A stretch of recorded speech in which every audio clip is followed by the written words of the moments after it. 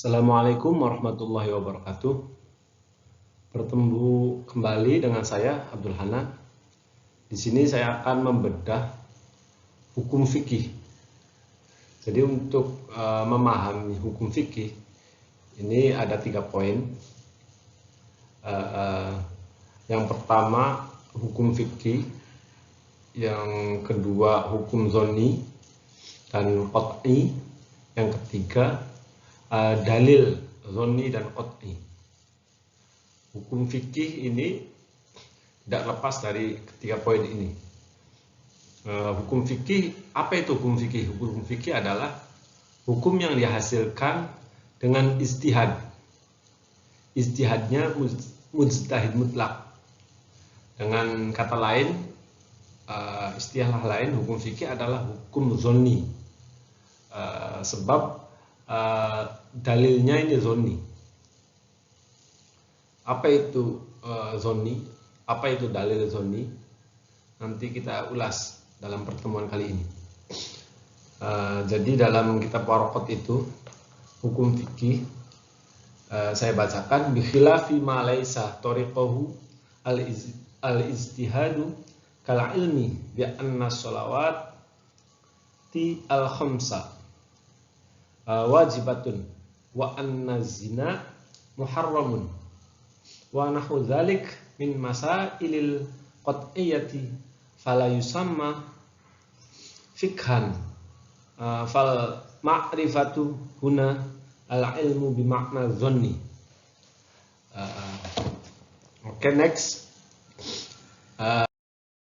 Slide yang kedua ini saya sudah skemakan hukum fikih. Itu ada 6 poin yang akan kita bahas kali ini. Hukum fikih dan deskripsi. Jadi hukum ini maksudnya berkaitan dengan ijtihadi. Jadi fikih itu harus melewati ijtihad. Kalau hukum tidak melewati ijtihad, itu bukan dinamakan fikih. Hukum zonni atau hasilnya ini diduga benarnya atau hukumnya ini masih khilafi, masih berbeda, masih khilaf ya. Jadi kalau ngomongin hukum yang ngomongin hasil seperti itu. Kemudian yang kedua ini terkait dengan hukum ijtihadi. Tadi kan hukum itu berkaitan dengan ijtihadi, maka hasilnya fikih. Nah, hukum ijtihadi ini apa? Hukum ijtihadi ini hukum yang dihasilkan dari ijtihad. Jika hukum bukan dari ijtihad, maka bukan hukum fikih. Jadi ada proses ijtihad. Jadi ada proses pencarian. Ada proses untuk mencapai hasil, untuk mencapai hukum. Nah, ketika hukum itu ada, hasil itu ada, itu kan ada proses. Nah, prosesnya ini ijtihad. Kemudian hukum ini ada hukum zonni. Jadi hukum fikih itu kaitannya dengan hukum zonni. Hukum zonni ini hukum yang datang hanya pada tingkatan zon. Jadi ilmunya zon, masih kalau dalam usul fikih zon itu pertengahannya. Kalau nilainya 100% itu kebenarannya 50% dan kesalahannya itu 50%. Itu di tengah-tengah kebenaran dan kesalahan itu zon. Zon ini tidak sampai pada ilmu atau yakin. Kalau tingkatan ilmu atau yakin itu kan 100%. Kalau dalam adikum NU itu biasanya tidak 100%, 50%. 10%-nya kalau 100% yakin dengan 100% itu hanya Allah ya. Semisal contohnya hukum zonni ini pendapat imam yang 4. siapa? Imam Syafi'i, Maliki, Hambali, Hanafi. Nah, pendapatnya imam yang 4 itu khilaf. Sebab ilmunya mereka itu tidak sama. Wa fawqa kulli zu ilmin alim. Jadi di atas ilmu ada ilmu. Jadi dalil yang digunakan itu zon. Dalil yang digunakan oleh para imam itu zon. Maka hasilnya atau hukumnya itu zon. Dan yang keempat ini terkait hukum khilafi. Jadi banyak hukum fikih itu khilaf, masih khilaf ya, masih berbeda pendapat. Ada juga yang ittifaq, ada yang disepakati. Tapi kebanyakan hukum fikih itu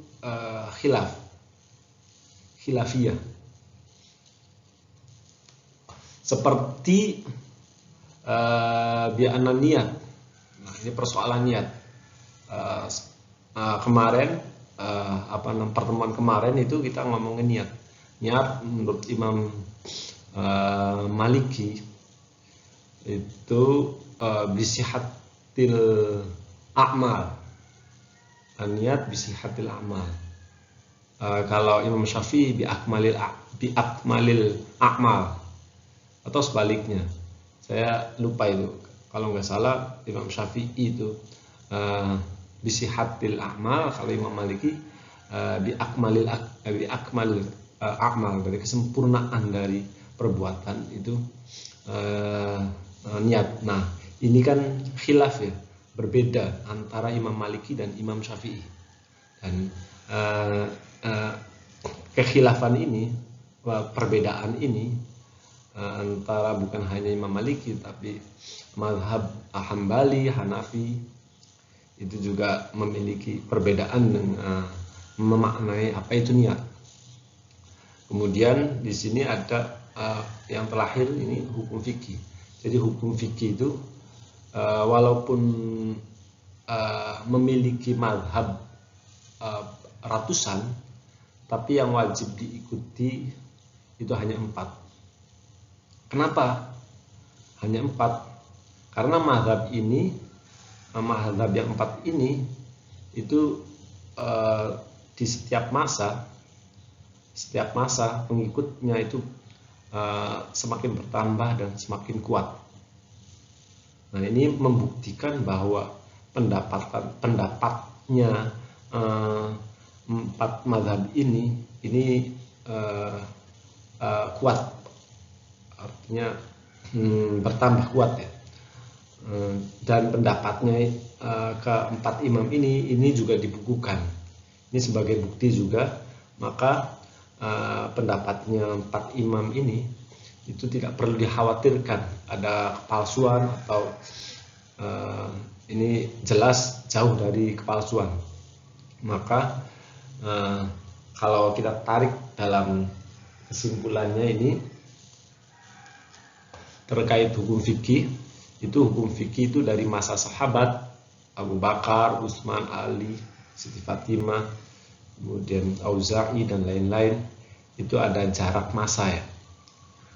Nabi meninggal, kemudian para sahabat, dari sahabat ke ulama, ini kan ada jarak. Jarak ini di dalamnya ini banyak orang-orang yang kafir zindik. Jadi secara zahiri Islam, tetapi secara batin ini tidak Islam. Jadi pendapat-pendapatnya yang dimaksud dari kafir zindik ini pendapat-pendapat mujtahid mutlaknya ini palsu, tidak benar. Jadi mereka itu hanya mengaku atas nama mazhab sahabat, gitu. Atas nama mazhab sahabat saja untuk diakui pendapat-pendapatnya, padahal pendapatnya itu palsu. atau tidak bisa dibuktikan kebenarannya. Nah, baik, next. Untuk slide yang kedua ini berkaitan dengan hukum zoni dan qat'i. Jadi saya bacakan ya terkait hukum zoni dan qat'i ini. Jadi dalam kitab usul fikih Waraqat ini, hukum itu ada dua, zoni dan qat'i. Al-hukmu li zonniyati adillatihi, dan qat'i wal qat'iyati adillatihi. Jadi di sini ada 5 step untuk memahami hukum zonni dan qat'i. Jadi yang pertama itu terkait hukum fikih, itu dinamakan ada hukum ijtihadi, ada hukum zonni, ada hukum khilafi, ada hukum fikih kan gitu. Yang kemarin yang terkait hukum. Jadi di sini juga kita akan step pertama ini ngomongin soal dalil qat'i. Dalil qat'i ini tidak dapat diijtihadi karena langsung dari Allah dan Rasulullah. Maksudnya gimana? Maksudnya dalilnya ini tegas, itu dari nas. Hukum atau masalah qat'i itu bukan dihasilkan dari ijtihad, karena dia dari langsung kalamullah ya, atau langsung dari Rasulullah. Jadi bukan dalil qat'i ini bukan dinamakan fikih. Nah, Al-Quran, kalau kita objeknya Al-Quran itu ada yang nas dan yang bukan nas. Saya ulangi, Al-Quran ada yang nas dan yang bukan nas. Nah, persoalan nas ini adalah nas itu apa? Nas itu la yahtamilul takwil, jadi tidak membutuhkan takwil, tidak perlu takwil. Nas itu tidak perlu takwil. Jadi Al-Quran itu ada yang tidak perlu takwil. Seperti apa alif lam mim itu tidak perlu takwil, itu tidak perlu pemaknaannya. Ya seperti itu alif lam mim. Nah, kalau dalam fikih itu seperti hukum mencuri, ghosab, zina. Nah, ini tidak ada dalam nas tapi mengikuti nas, mengikuti kalamullah. Jadi setengah dalil nas itu qat'i, walaupun pengambilannya dari dalil zonni. Jadi petunjuknya atau ciri dari nas itu tidak ada kemiripan atau tidak ada kesamaan dalam apa? Dalam maknanya. Sedangkan ijtihad, kita ngomong ijtihad, ini tidak ada kemiripan, ada kemiripan kalau ijtihad. Kalau tadi hukum fikih itu kan ada proses ijtihad. Maka kenapa disebut sunni? Karena di situ ada kemiripan atau ada kesamaan dalam maknanya, dalam penggalian makna. Kemudian yang ketiga ini soal ijtima. Ijtima ini dalil ijtima itu qat'i, masuk dalam dalil qat'i atau hukum qat'i. Hukum itu hasil ya. Dalil qat'i karena dalil ijma ini la yaztami'u ummati ala dolalah. Nah itu ijma. Jadi dalam hadis juga ada ijma kan itu. Kemudian yang keempat ini ngomongin soal kias. Kias ini dalil kias itu zonni. Kenapa dalil kias ini zonni? Berubah-berubah, tidak stuck, dan perubahannya ini per detik. Zonni itu seperti itu. Nah, karena ijtihadnya atau dilalahnya petunjuknya ini tidak tegas. Yang pertama itu, kenapa kias itu disebut dalil zonni, karena petunjuknya tidak tegas atau dilalahnya tidak tegas. Seperti lafadz majaz. Lafadz majaz ini contohnya apa? Asadun. Asadun itu kan mirip atau ada kesamaan. Jadi maknanya ini asad itu seorang laki-laki pemberani, atau bisa sama dengan hayawanul muftarosh. Kalau objeknya contoh yang lain Al-Quran hadis, ini kan kalau lafadz Al-Quran dalam hadis itu majas, itu ihtimal ya. Nah ini juga masuk zonni.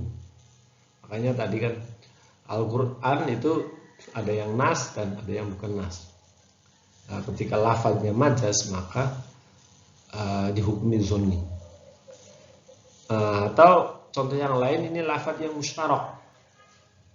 Lafadz mustarok, jadi maknanya banyak ya.